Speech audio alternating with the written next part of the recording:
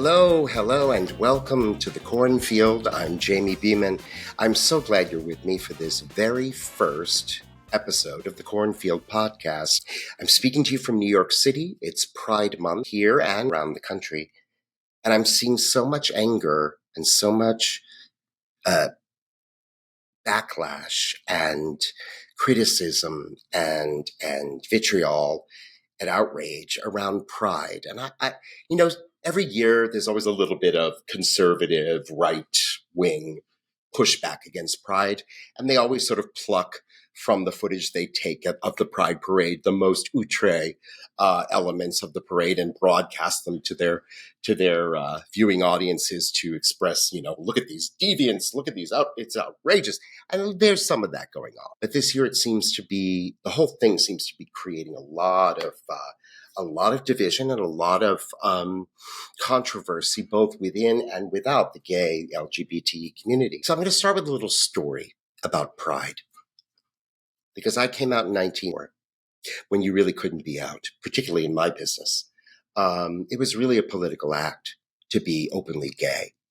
And because of what was happening at that time, I'm sure everybody knows, we were in the midst of the decimation of a whole generation of gay men from AIDS, and a lot of silence from the government, and a lot of misunderstanding and ostracism from the culture at large. And we really needed to step out and say, hey, we deserve to be here, and we need care, and our community is struggling, and we belong here.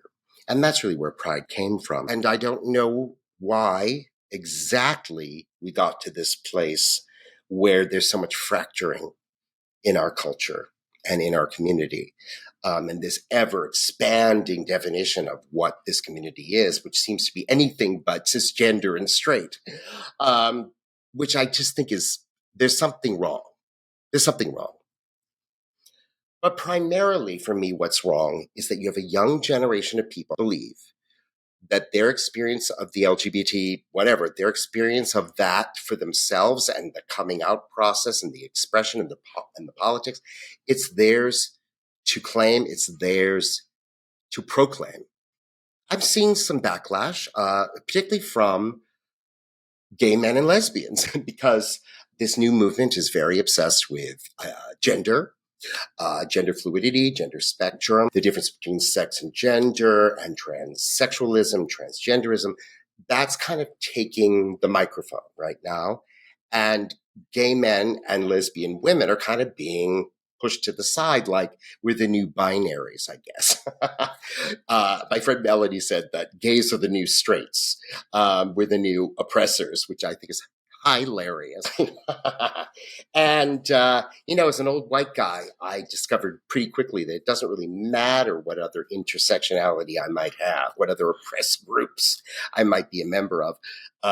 That one trumps them all. And it's a very, very hypocritical double standard about what is considered lived experience that is, makes you above criticism, above any kind of questioning about your take or on a particular thing based on what you've lived through in your life. I've been a part of this community for a long time. So I feel like I don't even use the word entitled. There's no reason to claim entitlement. I don't need to justify talking about my own experience, so I'm going to. So I'm looking at what's going on, and I'm thinking, why are we suddenly having to defend ourselves against stigmas and misconceptions and fears in the public that we found our way through decades ago? That those of us who are here, who were there, we fought and we persuaded, and we created a mainstream cultural conversation. We took a lot of these stigmas off, and it's frustrating to me that suddenly we've got a young generation who are acting like none of these things have happened. I don't know who's filling them up with ideas that we don't have all of these things. We should encourage them to know our history and what it took to get here, in America for gays and lesbians, trans people who've long been misunderstood and still are, and we've they need to understand that we've done a certain amount of work. We've achieved for them freedoms that they take for granted, and to have some respect for that and some gratitude. There's a very, very pronounced lack of humility. It shouldn't take a lot for these folks to understand and to immerse themselves in their history and who fought the fights and who died and shed blood and underwent enormous discrimination, so that they today can marry the person they love. They today can walk into a room and ask people to use certain pronouns that they want to express their gender identity. If you're ascribing to an ideology, this woke mindset, this diversity, equity, and inclusion, campaign for to take back power from oppressors, who have marginalized you. If that's where you're coming from, right? You're not going to be open-minded enough to have an appreciation of what came before. One of the frustrating things for people of my generation is that, we fought these fights. We battled to be able to be out and to be open about who we are and to still engage and be successful in society and to become a force in the market. Lavender dollars, we invented that. We made the mainstream and our capitalist corporate society take notice of us and our buying power with our discretionary gay income and all of those things, and some of us, I'm pushing 60 here. And yeah, we'd like to kind of just have our lives. That'd be nice. We'd like to enjoy some of the fruits of our labor and relax a little bit. But do we think we're better than anybody else? Hell no. And you're just projecting, guys.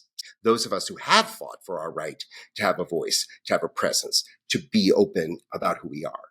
And I fought homophobia in every area of my life, including, it shouldn't be, you may be surprised, but it shouldn't be surprising, within show business from other gay people. Gotta tell you. So at what point do we get to be entitled to be here? And how much attention and engagement and investment should we have to make in your movement, in your struggle, in your social project, when you're not even going to bother to understand where we come from and what we've done for you? I'm asking a question. So I wore outrageous things when I was coming out in the 80s. I dyed my hair pink. I painted my nails. I wore eyeliner. I mean, we were pushing it, right? And I played Marlene Dietrich. Okay, I used to impersonate Marlene Dietrich, and I appeared in Marlene Dietrich drag a lot of the time. Marlene invented genderqueer dress for women in the mainstream. She was the first woman to be allowed in the Stork Club in New York, wearing pants. And the first movie that was released in America of hers was a movie called Morocco. And it's that famous movie where she appears in top hat and tails dressed like a man and sings this song. And at the end of it, she kisses a woman. And oh my God. But she was coming from Weimar, Berlin, and that cabaret culture of pansexuality and gender play and all of that stuff. You didn't invent it, children. Okay? I think it would get much more traction and be much more exciting and acceptable if some of these folks would just stop lecturing us about it and just be it. Gender fluidity and the subversive power of playing with gender.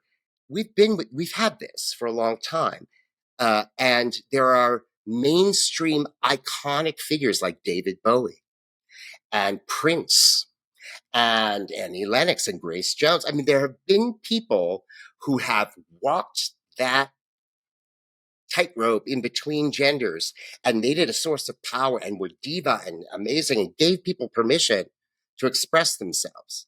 Um, and they weren't necessarily gay or queer. They were just pushing. They were provocative, and they did it with art, and they gave us music that lives forever. They appealed to everyone, but they did it by being subversive and different and shocking and all those things. Now, when you see somebody trying to be provocative, they have to go to such incredible extremes. Like, I mean, really peeing on people while in a, I don't know. There is no reason for drag queens to be in a preschool. There's no reason for drag performers who are gay entertainers doing exactly the act that they do for dollar bills at their local gay drag extravaganza club.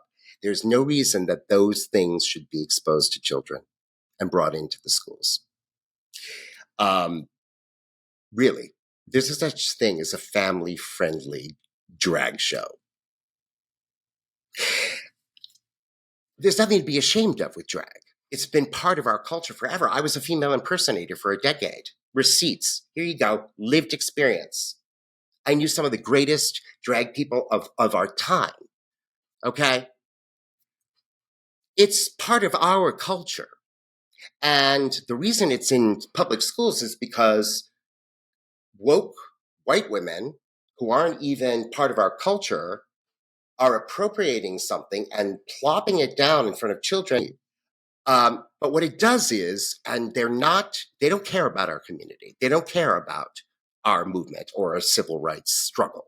These people don't know about it and they don't care about it. They've got their own agenda. Okay.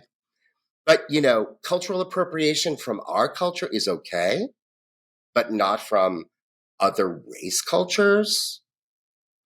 Hypocrite. If you're going to give us hard, rigid rules about what social justice is, then you better play by your own rules. We did things. We accomplished things. We have things to offer to kids.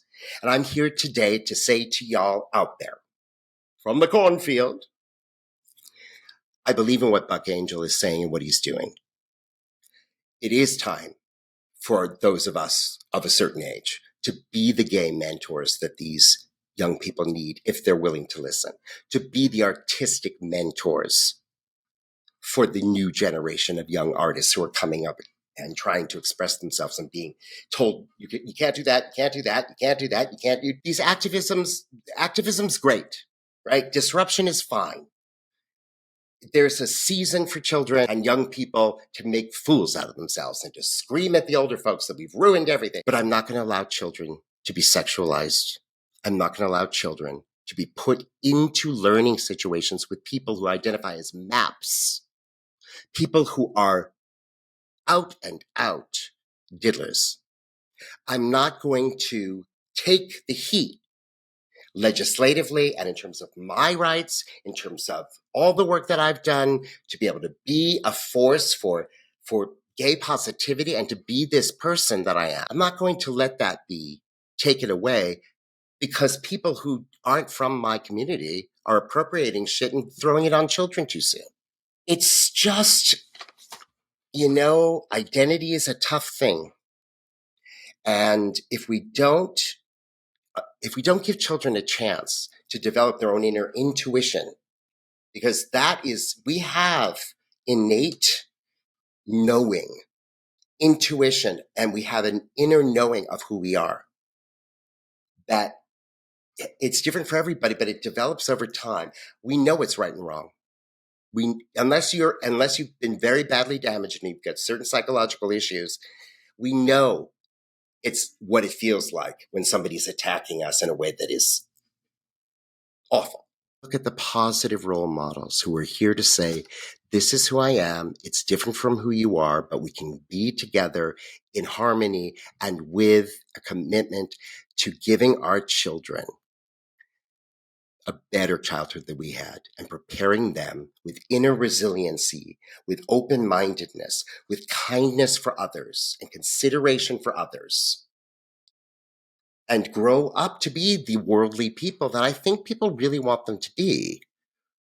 But this stuff, this programming,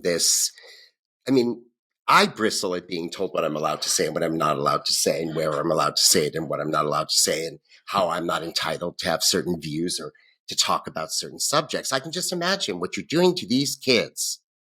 Don't stifle their creativity and expression. Let it flourish. That's the time to do it.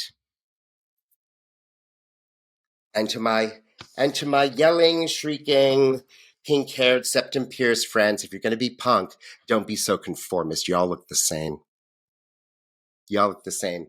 That's not gender fluidity or gender expression. That's drag, honey. You're all wearing the same damn drag. Have your outfits. Change your pronouns daily. But don't tell this culture that my sexual orientation and my identity is a fetish or a choice. I fought that fight. I'm not going to fight it again. What you're doing is a choice, and you're choosing it, and you're being activist with it, and good for you. And be as provocative as you want, but eventually you're going to have to grow up. And I hope I'm here to see it. I hope I'm here to see it. And I hope that by the time that day comes, when you've stepped into your full adulthood and your responsibility to the society at large, not just your own community or not just your own self and your TikTok followers. I hope I'm there to see it, and I hope I'm there to encourage you and applaud you. I'm here. I'm queer. And I'm here to help, and I'm here to contribute. And I want to be a force for good, and I want your kids to be happy, well-grounded, self-loving, confident adults. And to you, I say thank you for being here with me. Stay tuned. Stay strong.